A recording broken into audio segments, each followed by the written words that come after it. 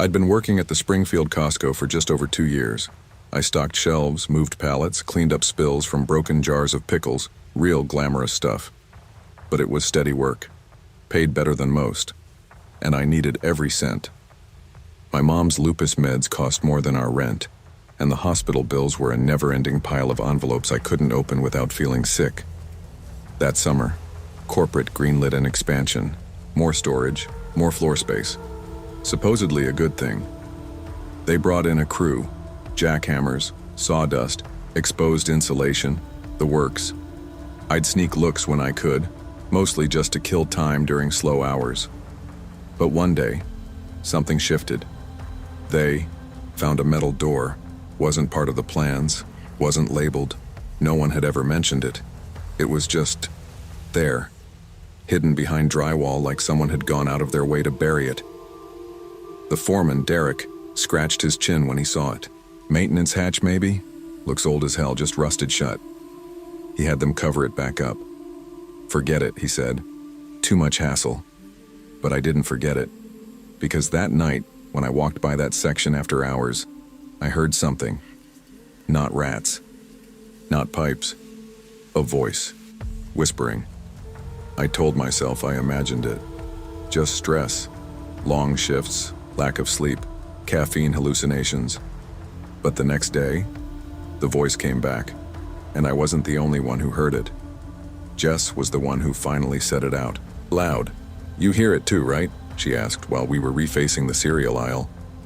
The knocking? I looked up from a box of Cheerios. What knocking? She gave me a look.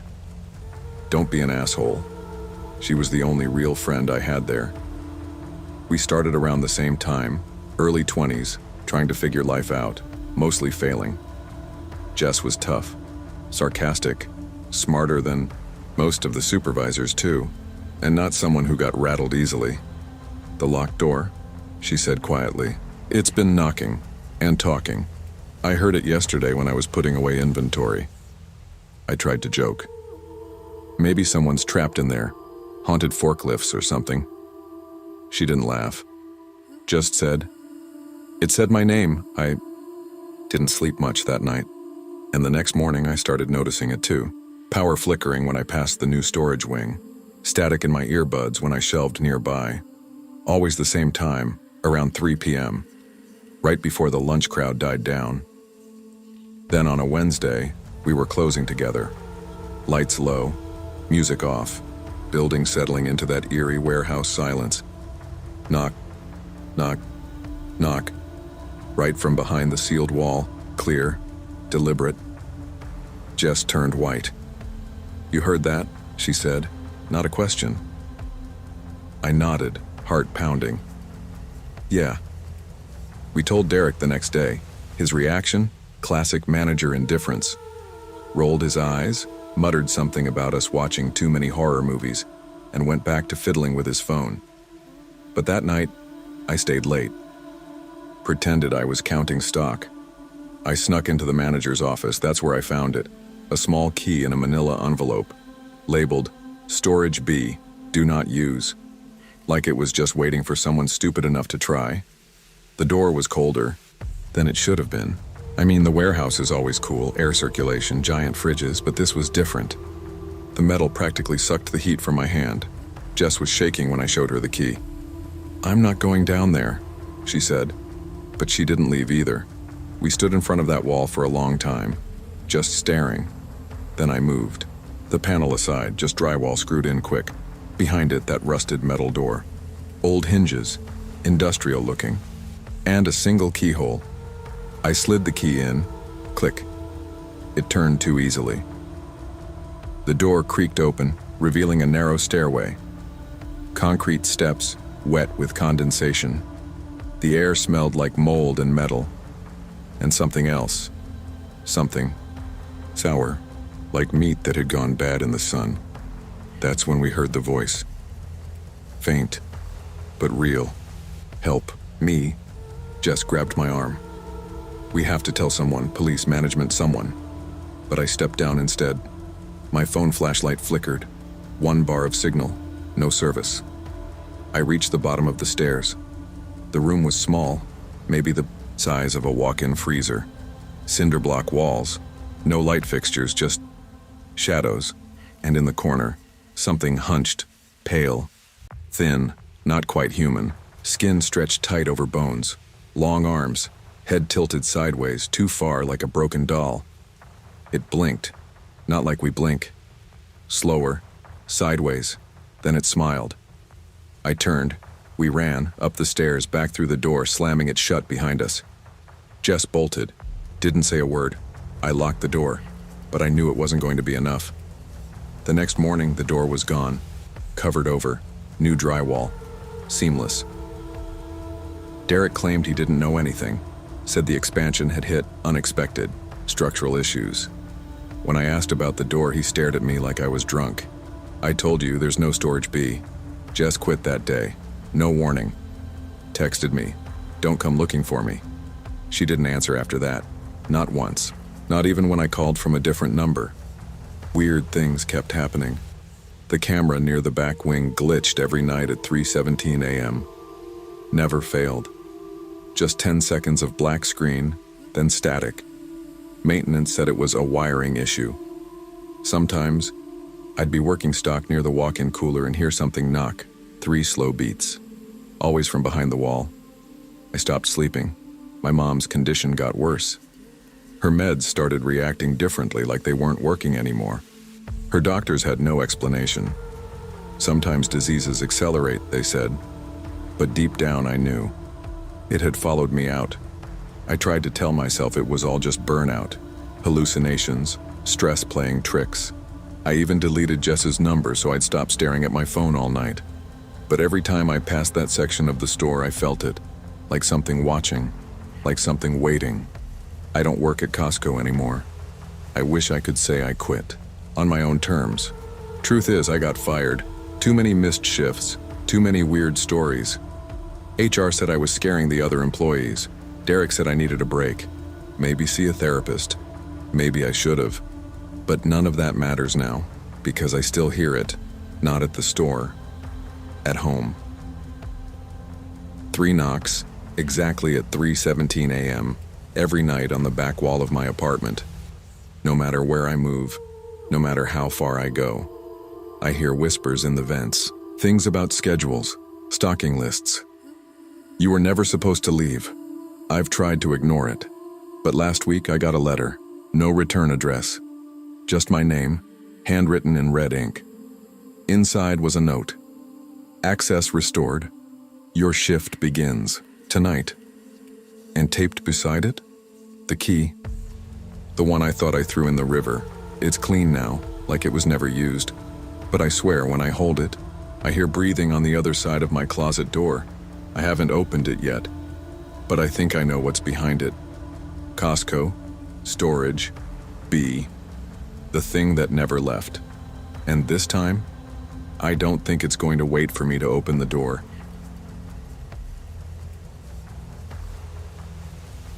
Have you ever had one of those days where every muscle in your body screams, your brain feels like it's been set on slow boil, and all you want is the simplest, smallest relief? I had one of those days, a brutal 10-hour shift at Costco during the holiday season.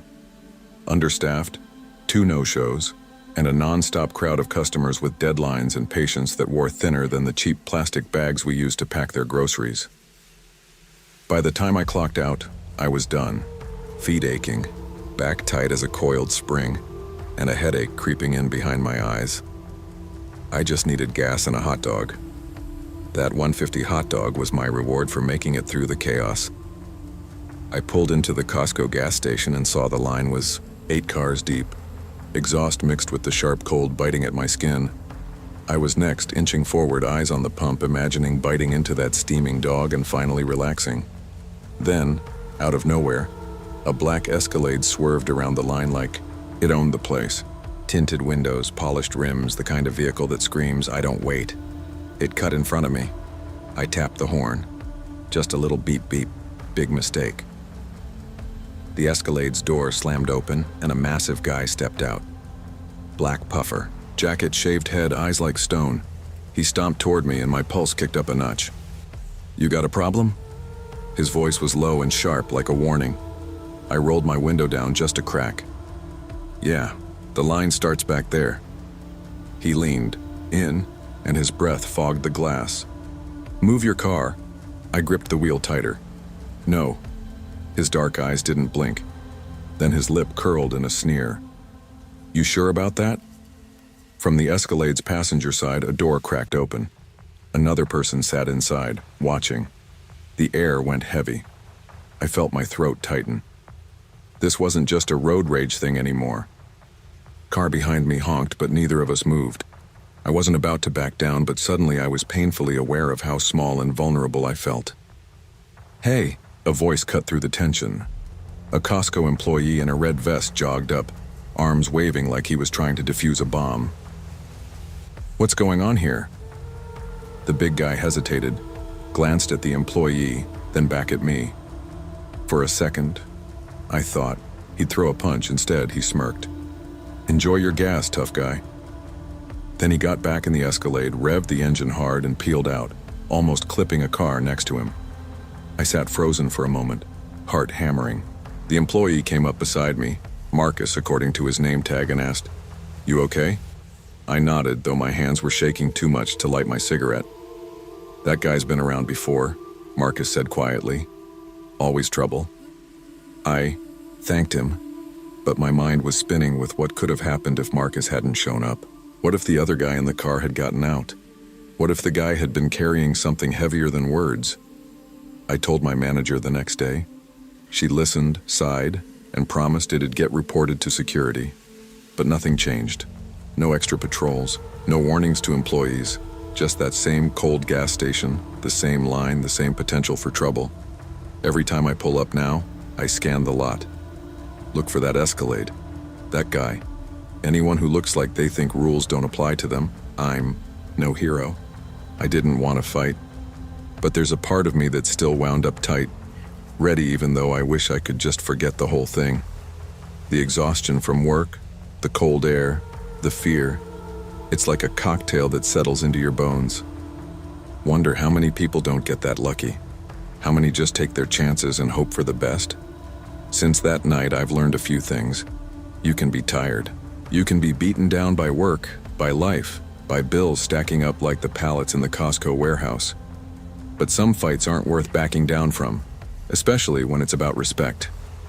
Waiting your turn isn't just about manners. It's about staying safe. And sometimes help comes when you least expect it. That Costco vest and a steady voice were all I needed to turn the tide. I still fill my tank late at night. I still avoid the farthest pump if I can help it. And I never hesitate to call for backup if I see trouble. The world doesn't owe us a break, but maybe, just maybe, standing your ground when it counts is the best defense we've got. Because you never know who's waiting in line and who's willing to cut.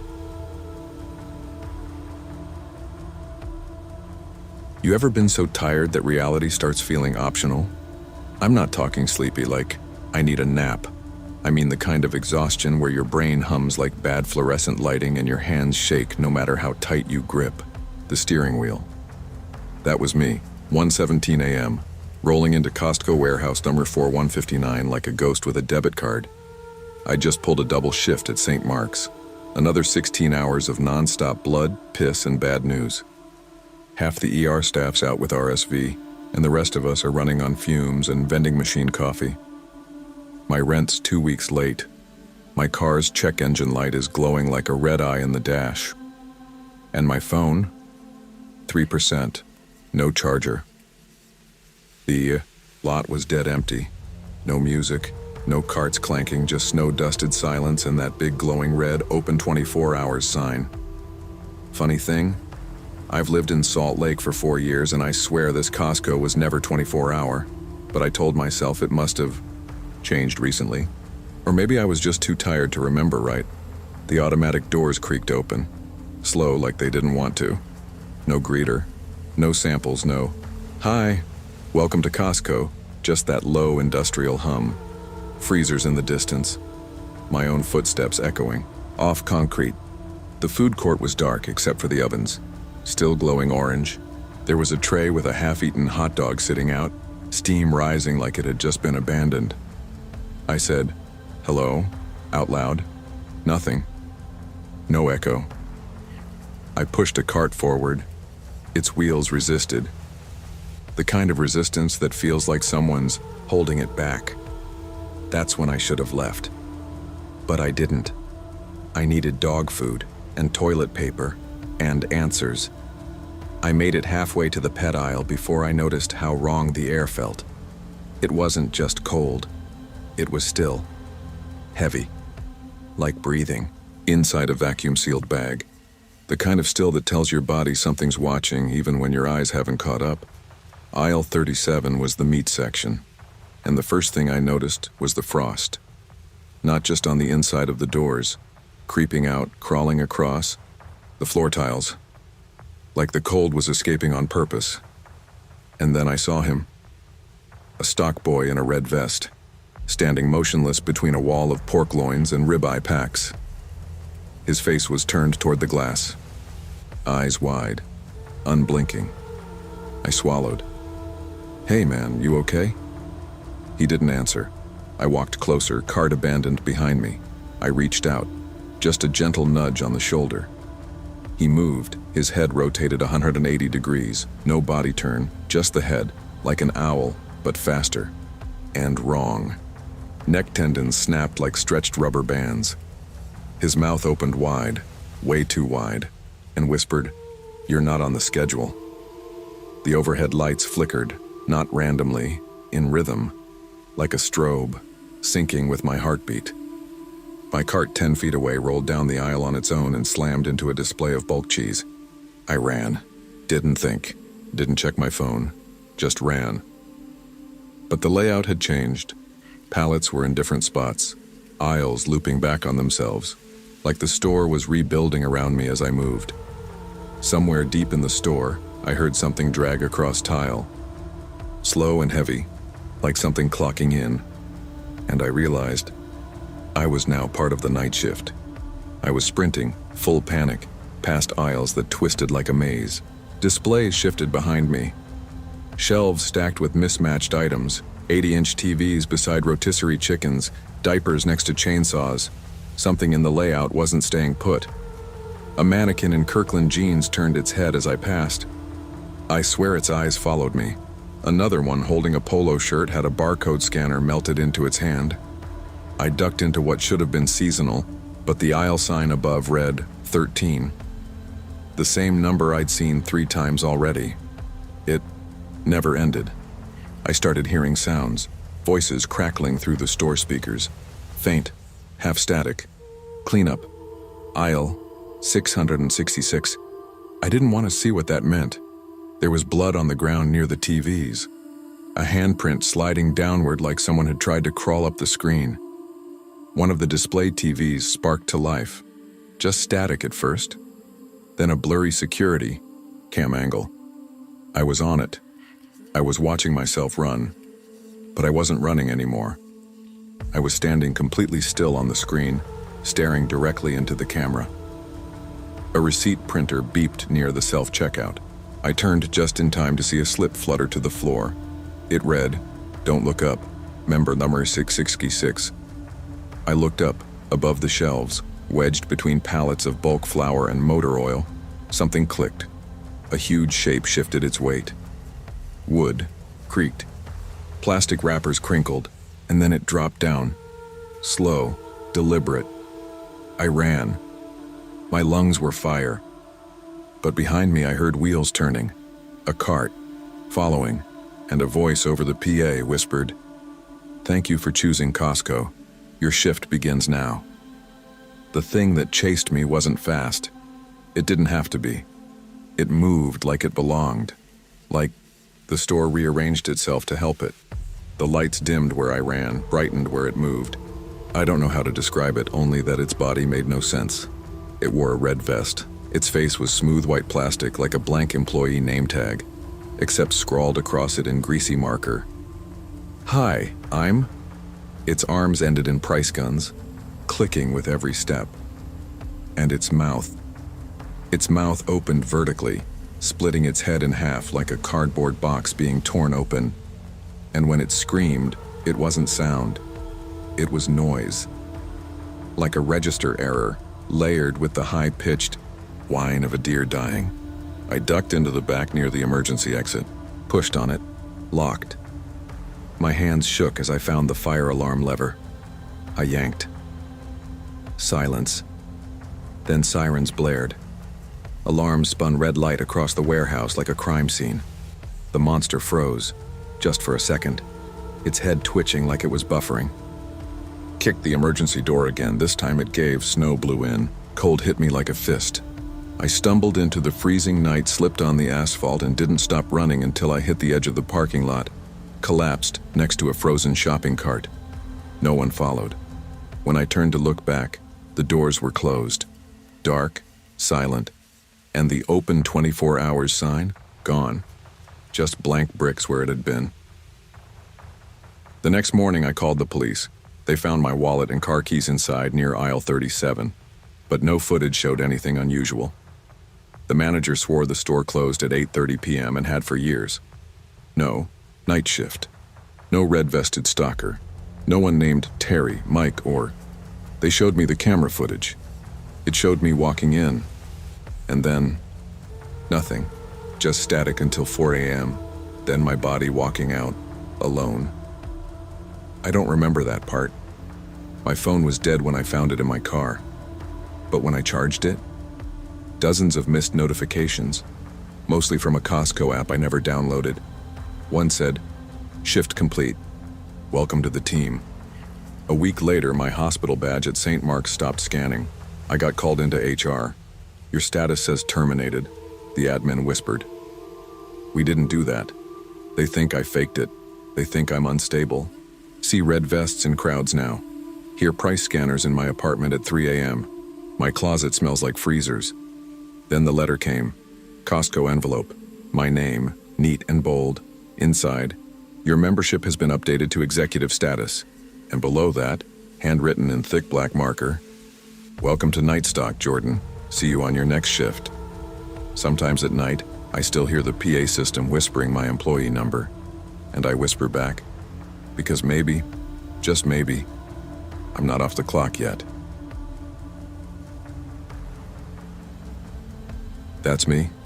Marcus Wright, 34, Costco supervisor, father of one, divorced. Working overtime to help pay for my daughter's therapy and meds while trying not to lose her completely to my ex's threats of moving her to Florida. I've done 2 tours in Afghanistan and lived through IEDs in Helmand Province, but nothing prepares you for Chicago in December. Snow slush creeping into your boots, holiday customers with zero patience, the constant hum of fluorescent lights and Christmas music playing like it's on its last breath. It was 3:17 p.m. 2 days before Christmas, and we were swamped. People pushing carts like rams, kids screaming, shelves half empty. I was restocking batteries near aisle 7 when a lady stumbled and barked, "Who left this here?" A plain brown box. No label, no tape. Just sitting there like it didn't belong, which it didn't. Tasha was nearby scanning barcodes. "You see who dropped this?" I asked. She barely looked up. Probably some jerk changed their mind about a 60-pack of sponges. But when I picked it up, something was off. It was warm, and too light, felt wrong, like holding a balloon with sand inside, and then I heard it. Tick, tick, tick. The store kept buzzing around me, but the sound locked me in place. Tasha laughed at something behind me. I didn't say a word, didn't blink. My training kicked in like muscle memory. This wasn't a drill, this wasn't some Amazon return, this could be it, and I wasn't about to let it take anybody with me. I pressed the button on my walkie and spoke low but firm. Code black at aisle 7. Possible device. I need PD and bomb squad, lockdown protocol now. Tasha looked at me like I'd lost it. You serious? I didn't answer. Just stepped away from the box, slow and steady, setting it down like it was sleeping. I'd seen this before. Not in retail, but overseas. Some looked like toys. Others were built into cooking pots or backpacks. The quiet ones were the worst. Management called the police. Within 5 minutes, we had sirens out front, lights flashing against the melting snow outside the big warehouse windows. Employees guided customers out quietly, pretending it was just an electrical fault. I appreciated the calm. The shopper, less so. One teenager was already filming. "Yo, Costco bomb threat? Look at this." God help us, I thought. My phone buzzed in my pocket. My ex. Again. Her text. "You're late for Maya's appointment." Again. She's crying. "I'm done covering for you." I hit ignore. Couldn't afford to deal with her right now. Couldn't think about Maya's face when I promised her I'd pick her up. Couldn't think about how I was supposed to be her constant when everything else was falling apart. Security cleared the building except for me, the responding officers, and one tech waiting to suit up. I stayed near the far end of the store. I could still see the box from behind the displays. The ticking was softer now, but I still heard it. "Sir," one of the bomb techs said, "you did good. Go outside." But I stayed where I was. If it was going to happen, if this was really it, I didn't want to run. I just wanted to face it. I owed that much to myself.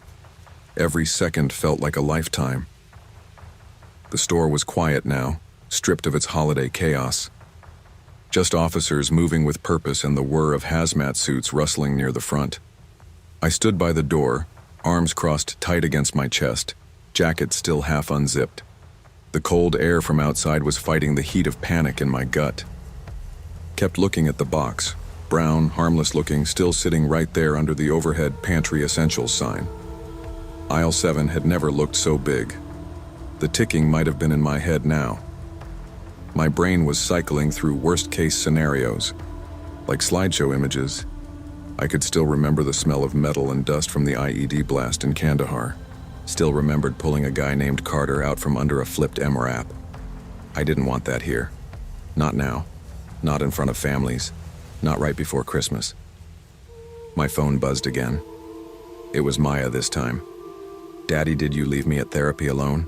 That hit harder than any detonation. She was 9. I'd told her I'd be there when the session ended.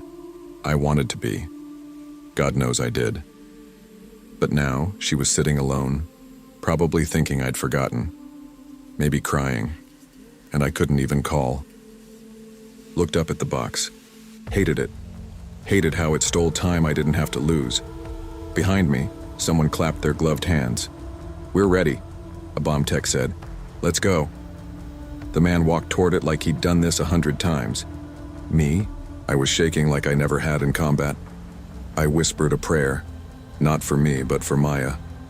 I don't know what I expected. An explosion? Screams? A cloud of fire and drywall? Instead, there was silence. The bomb tech knelt, cracked open the box with robotic arms while everyone held their breath. Then came laughter. The guy peeled off his helmet and stood up, shaking his head. "You're not gonna believe this," he called out. "It's a damn wall clock wrapped in 2 inches of foam. Battery was dead and leaking acid, probably ticking from internal pressure." The officers behind the tape chuckled nervously. Someone even clapped. I didn't laugh. Couldn't. I just turned and walked out the loading dock door and into the parking lot where the snow had started again. Soft, fat flakes this time, melting into slush. I climbed into my car and sat there with the engine off. Then I screamed, not a shout, a roar. A raw, bitter sound that scraped its way out of me. I gripped the steering wheel so hard my knuckles cracked. Cried. Maybe. I'm not sure. Somewhere, Maya was probably sitting on that little vinyl therapy couch, watching the door, waiting. And all I could give her was silence. The world moved on without me. Inside, they reset shelves, unwrapped pallets, reset the store like it never happened. But I still felt like that box was inside me, ticking, still waiting. Christmas came and went. Maya didn't speak to me during our video call. Her eyes stayed on her sketchbook. My ex said she didn't want to come for the weekend. Not if you're gonna keep breaking promises. I didn't argue. I went back to work on the 27th. The store was quieter, but that post-holiday haze lingered. The air felt thicker somehow, like everyone was pretending we hadn't all been one ticking sound away from chaos. I tried to focus, training new hires, checking the back stock. Tasha cracked jokes. Daryl from receiving handed out leftover cookies. Everyone was trying. But on lunch, I went to the break room fridge to grab my sandwich. There it was. Another box. Brown, plain, no tape, no label. Just sitting there. I didn't touch it, didn't open the fridge, just stared. I backed out of the break room and stood in the hall, pulse hammering, breathing like I just sprinted 3 flights of stairs. It might have been nothing. Someone's Christmas leftovers, a prank, or I didn't wait to find out. I texted my manager, taking the rest of the day, sick, and walked out into the snow. This time, I picked up Maya from therapy early. I didn't say much on the drive, but I bought her favorite cocoa and let her play music in the car. She didn't say anything either, but she didn't ask why I was late, because I wasn't. She just looked out the window and whispered, "Thanks, Dad, that was enough." Sometimes the bomb never goes off. Sometimes it already did. And all that's left is the sound of ticking in your head reminding you what really matters. You ever wonder what it means to really start over? Not the Hallmark card kind, the real stuff, where you're clawing your way back from the gutter and everyone still thinks you're gonna slip. That's where I'm at. My name's Dylan Reeves. I'm 25, 3 years clean, if you don't count the 2 relapses, which I try not to. I work closing shifts at Costco down by the refinery district. It's not glamorous, but it pays, and I keep my head down. My probation officer checks my pay stubs every month, and if I miss one, I'm back in court or worse. Tonight was supposed to be like any other. It was 30 degrees outside, the kind of cold that bites through steel toes. The store had emptied out after 10, and we were doing our final sweep. Just me, Kurt from tires, and Jasmine from bakery. Quiet crew, reliable. Kurt rubbed his hands near the cardboard baler. "Fuck, it's cold. Heard it's gonna hit 40. Jasmine laughed, nervous but trying to be chill. "That's not even real cold, that's why do we live here cold." Then we heard it, a loud crash from the back storage area. Not the kind of sound shelves make when they settle. This was sharper, heavier. We looked at each other. "Probably just a pallet slipping," Jasmine said, but her voice was too high. She didn't believe it either. We went to check. The loading bay door was cracked open. Wind whipped snow in, curling like smoke on the concrete, and right there on the floor was a single glove. Thick canvas, coated in frost, fingers curled like they'd tried to hold on to something before giving up. None of us spoke. We just stared. Something wasn't right. We sealed the door and ran back to the office to check the cameras. I pulled up the feeds while Kurt hovered behind me, chewing the nail of his thumb. At 11:07 p.m., a figure stepped in through the loading dock. Big guy, baggy refinery coveralls. No coat. Face hard to make out in the shadow, but he moved slow, like he wasn't feeling the cold at all. By 11:12, he was in the electronics section. I watched, frozen, as he ran his hand over every TV screen like he was looking for something, smudging them, leaving these greasy frost trails. At 11:15, he was behind the pharmacy counter, opening drawers like he knew exactly where everything was kept. That's when Kurt leaned in and whispered, "That's Terry." From the Petro-Canada 2 blocks down. I blinked at him. "No way." "I'm serious, that's him. I used to buy smokes off the guy." Jasmine said nothing for a second. Then, "But Terry's dead. Froze walking home last winter, remember? They found him stiff as a board in the alley by the Tim Hortons." I remembered the story. Everyone in this part of Edmonton did. Found with his boots off, like he'd been trying to warm his feet. We rewound the tape, played it again. Same man, same walk, same oil-stained knees. Checked the front entrance cam. Nothing. No one came in through the front. Only the dock, only Terry. Or something wearing Terry. We decided to split up. Dumb idea, I know. But we were all trying to be logical. Tell ourselves it was some squatter or prankster. Maybe a junkie looking for painkillers in the pharmacy cabinets. Jasmine, Went to call 911 from the office. I saw her bar flicker, then vanish, no signal.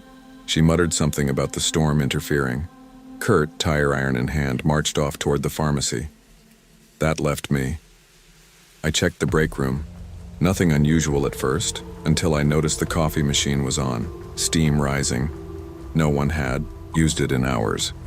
The smell of burnt grounds filled the space. Then the PA system crackled. That low hum like when a mic's live, but no one's speaking yet. Then a voice. "Hey kid, still stealing from registers?" My blood froze. I hadn't heard that voice in 2 years. Mike. He was my old dealer.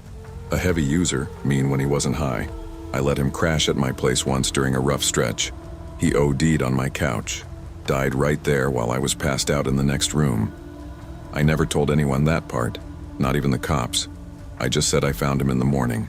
The guilt still weighs like a steel beam on my chest. His voice came again, echoing through the store. "Thought you were better now, D. Thought you were clean."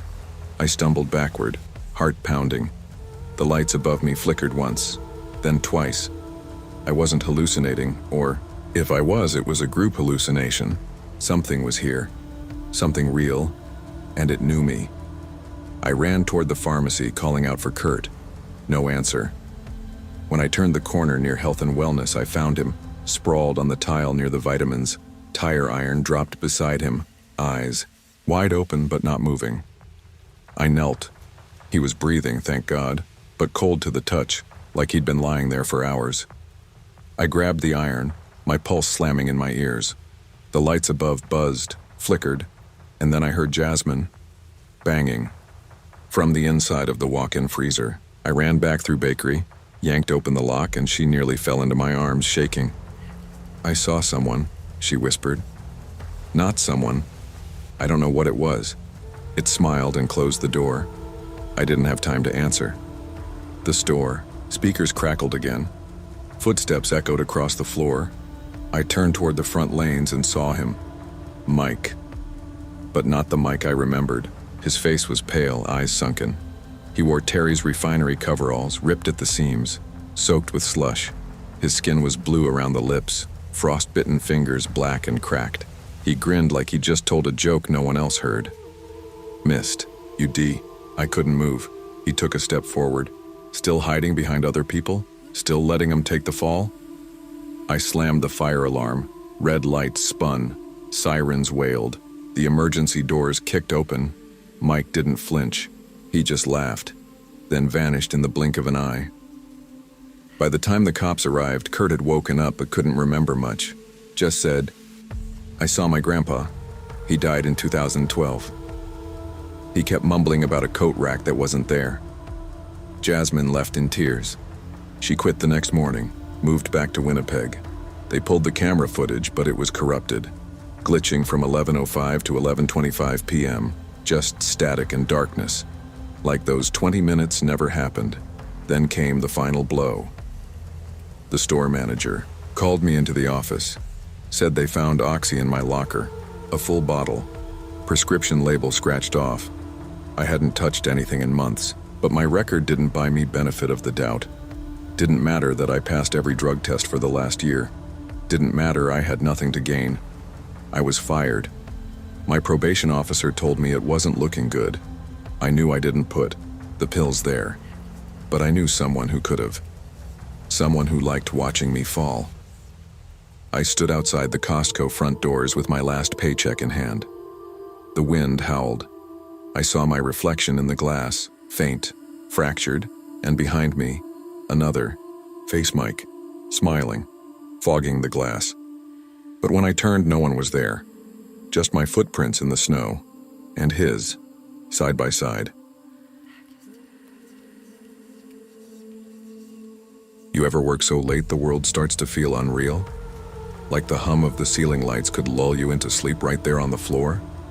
That's how it felt on my last shift at Costco. Bonfire night, 10:45 p.m. Outside, fireworks cracked and bloomed over Trafford Park. Inside, it was just me, Daryl, and Priya, quiet, dim, and cold in that way only giant warehouse stores can be. I'd been pushing pallets all night, mostly in frozen goods. My back ached. My hands were raw from dragging crates into chilled rooms. But I needed the hours, needed every paycheck. Mom died last spring. Cancer took her quick. 1 minute she was nagging me to eat breakfast, next she was gone. Just a whisper in the council flat and an urn on the shelf. Now it's just me and her old kettle, bills piled on the table and a student loan that grows like mold in the corners. Costco helped fill the gap. Night shifts, quiet hours, fewer customers. No one looked too hard at me when I zoned out or forgot where I was going. I liked it like that. That night, I was wheeling the last load into the chilled storage when Priya called out from the registers. "Jamie, can you check aisle 22? Thought I heard something." I wanted to ignore it, pretend I hadn't heard. But I grabbed my flashlight and started down the long stretch of fluorescent-lit floor. The lights in that aisle had already gone dim, closing time settings. Just the red glow of exit signs blinking gently like tired eyes. Halfway down the aisle, I heard it. A child's giggle. Light. Unnatural. I froze. My fingers tightened on the flashlight. This wasn't a joke. Something wasn't right. She stood at the end of the aisle, lit only by the dull glow of my torch. A little girl in a soaked blue dress, hair plastered to her face, like she'd just climbed out of the canal. I didn't move. Couldn't. She tilted her head slightly like a bird. Not threatening, not friendly, just curious. "Have you seen my daddy?" she asked, barely above a whisper. My mouth was dry. I couldn't speak. My flashlight flickered. I smacked the side of it. When the beam came steady again, she was closer, 5 feet closer, still dripping. Damp footprints marked the linoleum behind her, little bare toes pressing water into the floor. I stumbled back, knocked over a display of cereal boxes. The crash echoed through the empty store. No one else should have been in here. All the doors were locked. Emergency exits chained. She took a step toward me, and just like that she was gone. Gone. I turned and ran. Full sprint to the front, nearly colliding with Daryl at the security podium. "Jesus, kid," he said, grabbing my arm. "What happened?" Couldn't answer. Just pointed down the aisle, chest heaving. Priya walked over, brow furrowed. "You okay?" I looked at her. There was a girl. A little girl. She was soaked. She asked for her dad. Then she vanished. Priya went, still. Her face went pale in the fluorescent light. Daryl just nodded, slow and grim. "Ah," he muttered. "So it's your turn now." "What?" I asked. Priya sighed, rubbing her arms. "You saw her, Emily, every November. They'd both seen her too. And now I had. We sat in the break room, lights off, kettle steaming, fireworks were popping in the sky outside, but they felt miles away. In here it was just the hum of the vending machine and the stale scent of reheated chips. Priya sat beside me, quiet, while Daryl leaned against the counter like a man waiting for bad news he already knew was coming. They told me everything in low voices, like the walls might listen.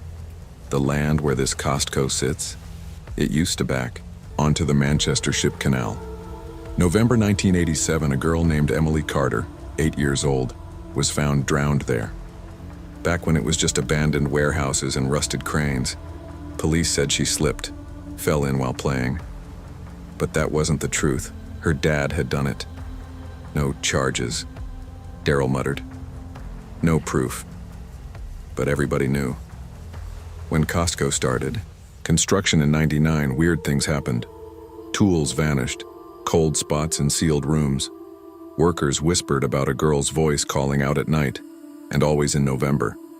Always around bonfire night. "She's looking for him," Priya said. "Her dad, every year, like she doesn't know she's dead." I wanted to laugh, to dismiss it, but I couldn't. Not after what I'd seen, not after the soaked footprints, not after her eyes met mine. "Why doesn't anyone do anything?" I asked. "What do you want us to do?" Daryl shrugged. "Exorcism aisle still under construction." I almost smiled. Almost. Then the fire alarm blinked once, faintly. No sound. Just a pulse of red. "She's not finished," Daryl said. It was just past midnight when I heard the knocking, 3 sharp taps, then silence. I'd finished my final check, tried to shake off the cold sweat on my skin, and headed back to the chilled storage to grab my jacket. The knocking came again, from the inside. I stopped just outside the metal door. My breath fogged in front of me. I hadn't even opened it yet, and then, her voice, muffled through the door. Jamie. She knew my name. I opened it. Inside, the room was dark, lit only by the glow of the exit sign above the door. It was colder than usual. Too cold. I stepped in slowly, eyes scanning the crates of milk, butter, and juice. She stood between 2 pallets, Emily. Same soaked dress, same wet hair. Her skin was pale now, almost gray. Her eyes black. Not angry, not sad. Just empty. "He left me here," she said. I tried to back away, but the door slammed shut behind me. The lights blinked out. Water began to pool around her feet. It spreads fast. My shoes were soaked in seconds. I slipped, scrambled backward, heart hammering like it was trying to escape my chest. "Emily," I choked. "I'm not him. I'm not your dad." She tilted her head again. Closer now. The temperature dropped so fast my breath turned white. "He left me here," she said again. Her voice echoed now, bouncing around the metal walls. I pressed against the door, pounding on it, shouting for Daryl, for Priya, for anyone. The light blinked once, and then the door opened. She was gone. I didn't go back the next night. Didn't call in, didn't explain, I just stopped. Priya transferred a week later, said she had family in Leeds. She didn't even say goodbye, just left a note in my locker. "You're not crazy. Take care of yourself." Daryl stayed. Someone's got to watch. "Over her?" he told me when I ran into him outside the store one afternoon. He looked tired, older somehow. "I think she waits for people like us, the ones who notice." I quit officially a few days later. Went full-time on my nursing course. Threw myself into my studies. Tried to forget. Tried to move on. But every November I still remember. Still avoid that part of Trafford Park. And when I shop at Costco now, I steer clear of aisle 22. Even when it's broad daylight, even when there's laughter and sales and the smell of rotisserie chickens, I can feel it. Sometimes I swear I hear her voice. Just behind me. Sometimes I feel the cold air wrap around my neck like fingers. And every bonfire night, when the sky lights up and the crowds cheer, I stay inside. Because I remember that she's still waiting, and I was the last one who saw her. That was Costco on the day it all went down, March 8th, 2025. A Saturday so hot the bitumen outside looked like it was breathing. 40 degrees Celsius, or close to 100 if you think in Fahrenheit. Melbourne was in the middle of a brutal heat wave, and every family in the city seemed to be inside that store trying to find some comfort in industrial-strength air conditioning. I was halfway through my shift, sweating even under the cold fluorescent lights. I stocked the electronics aisle like I had 100 times before. TVs, game consoles, speakers. Boring but safe. I worked here part-time, juggling uni and this job, ever since Dad got injured. He'd been a cop for over 20 years before. A robbery left him with a busted leg and a haunted look in his eyes. Now he limped around the house pretending everything was fine, while I tried not to repeat his mistakes. It was supposed to be a normal shift. I remember adjusting a Bluetooth speaker on the shelf when the voice came over the PA. "Attention Costco members, we are initiating a temporary lockdown. Please remain calm." For a second I thought maybe it was a drill, some safety protocol. But then I looked up and saw them. 3 men near the exit wearing ski masks and moving with intention. One of them had a gun, black, short-barreled, held low, but with purpose. My stomach dropped. This wasn't a drill. I ducked low behind a stack of protein powder tubs and tried to slow my breathing. My phone was in my locker. No way to call for help. I felt the weight of the moment press down on me, heavy and real. And somewhere behind me, a child started crying. You never think about how loud a child's cry is until silence becomes the most precious thing in the world. I peeked out from behind the stack and saw her, a tiny girl no more than 6. She stood frozen near the frozen foods aisle, tears streaming down her face, her hands clenched into fists. Her mother was nowhere in sight, maybe separated in the confusion, maybe pushed back by the crowd trying to hide. One of the masked men turned toward the sound. Not all the way, just a glance, his head snapping like a hunting dog's. I felt something cold in my chest that had nothing to do with the air conditioning. I moved without thinking. I crawled along the bottom shelf of the pet supply section, ducking past towers of cat litter and stacks of bulk dog food until I was close enough. I reached the girl, scooped her up in my arms and whispered, "It's okay. You're okay. We need to be quiet now." She didn't fight me, just sobbed into my shirt, her little arms clutching my neck as I sprinted down the next aisle. The freezer was nearby, one of those industrial walk-in types with shelves of frozen pizzas and burger patties and a thick metal door. I shoved it open, stepped inside, and closed it behind us. Instant cold hit me like a slap. The temperature difference made my skin sting, but it was safe, at least safer than the chaos outside. The girl kept crying, quieter now. "I want my mummy." "I know," I whispered. "We'll find her, I promise. But right now we have to hide." Outside, muffled through the thick glass window, I saw them at the pharmacy counter. One of them was shouting, forcing a manager to unlock a safe. I clenched my jaw. It wasn't just about money. They were after something else.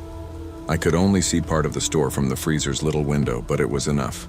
The 3 robbers were clearly working in sync. One was watching the crowd, holding the gun. His job was control. The second was barking orders at the pharmacy manager, making her open the safe behind the counter. The third was stuffing what looked like bottles and boxes into a black duffel bag. Not cash. Not electronics. They wanted meds, probably painkillers, antipsychotics, maybe even insulin or cancer treatments. Stuff you could flip on the black market for thousands. Dad always told me, criminals are evolving. It's not just money anymore. It's whatever the system fails to protect. My hand trembled as I cradled the little girl, her cheek cold against my chest. I watched the gunman pace. He looked jittery, glancing too often at the entrance. He hadn't planned on things dragging out this long. Or maybe the heat was getting to him too. Then I heard it, sirens, distant, rising, fast. The police had been alerted, maybe someone had texted. Maybe the panic button behind the counter was hit. The gunman heard them too. He yelled something at the others, panic in his voice now. Then, bang, he fired a shot into the ceiling. Screams tore through the store. I dropped lower inside the freezer, shielding the girl behind the shelves. My heart pounded so hard I thought it might shake the glass. Outside, the robbers made a break for the loading dock near the tire center, but the police were already pouring in through the emergency exit and surrounding the building. The tension cracked like a wire under pressure. I could feel it in my teeth. I stayed put, for her sake and for mine. It didn't take long for the standoff to begin. 2 of the robbers, gunman and bagman, ran toward the tire center. I could see bits of the commotion from the freezer window. Cops in ballistic vests taking cover behind parked shopping trolleys and the big display of kayaks. The third guy?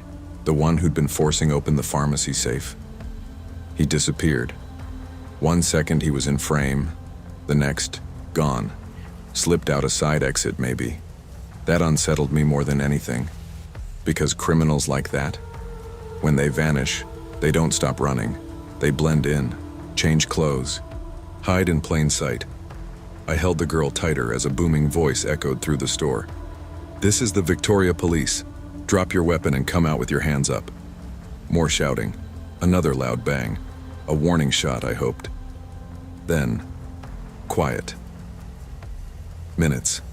Passed like hours. Then I heard the girl whisper, "Is it over?" I looked into her big brown eyes and said, "Almost." Eventually, footsteps approached. Heavy. Careful. Then a knock on the freezer door. A female officer, rifle slung across her chest, peered in through the window and mouthed something. I opened the door. She pulled the girl gently from my arms and handed her off to a waiting paramedic. She gave me a quick once-over. "You all right?" I nodded. "Yeah, just cold." She smiled briefly, then rushed off. I stepped back into the heat of the store, lights flickering slightly from the chaos.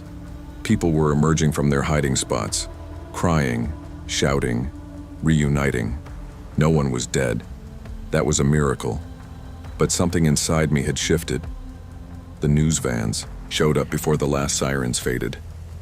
By the time I made it outside, the sun was lower but still fierce, hammering the pavement like a furnace. I leaned against a wall, shaking, not from cold anymore, but from everything else. 2 of the robbers were cuffed and bleeding. 1 was missing. The cops were already going door to door in the surrounding blocks. They called me a hero. They gave me a statement form, a blanket, and a pat on the back. But I wasn't thinking about that. I was thinking, what if they'd seen me? What if I'd moved too slow? What if I froze instead of ran? 1,000 what-ifs. And none of them comforting. Later that night, after everything had been processed, after I'd been offered a full-time role by my manager with a half-joke, "You kept a cool head in the freezer." I went home, tried to study. Couldn't focus. I heard a loud bang outside, just a car backfiring. But I jumped anyway. Dad noticed from the kitchen. He was leaning on his cane, watching me like he already knew. "You all right, son?" I forced a smile. "Yeah, just tired." But I knew the truth. I wouldn't forget that day. Not for a long time. Maybe not ever. And somewhere out there, one man was still free. Waiting. Watching. Or maybe just disappearing, the way people do when they know how. Either way, it wasn't over. Not for me.